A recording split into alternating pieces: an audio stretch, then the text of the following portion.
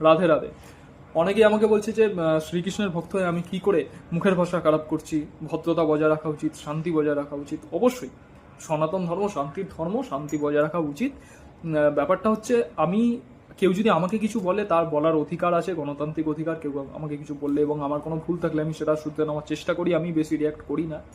কিন্তু কেউ যদি আমার ধর্ম নিয়ে কথা বলে, আমার দেশ নিয়ে কথা বলে, আমার পরিবার নিয়ে কথা বলে, তখন তো সেখানে আমি হাত জোড় করে রাধে রাধে বা হরে কৃষ্ণ বলতে পারি না। কারণ আমার ধর্ম, আমার দেশ আমাকে নপুংসক হতে শেখায়নি। তখন আমি দেখি না, কেউ যখন আমার পরিবার, আমার ধর্ম, আমার দেশ নিয়ে কথা বলে, তখন আমি দেখি না সামনে কে আছে, তখন আমি তাকে তার ভাষাতেই উত্তর দিই এবং সেটা দিতে জানি। বংশীধারীর থেকে চক্রধারী আমার বেশি প্রিয়, চক্রধারী আমাকে বেশি আকর্ষিত করে। সবাইকে আবার বলছি যে আমার পরিবার, আমার ধর্ম, আমার দেশ নিয়ে কেউ যদি কোনো কথা বলে, আমি তখন মুখের ভাষা খারাপ করব। আমি একদম নরমপন্থী নই। রাধে রাধে।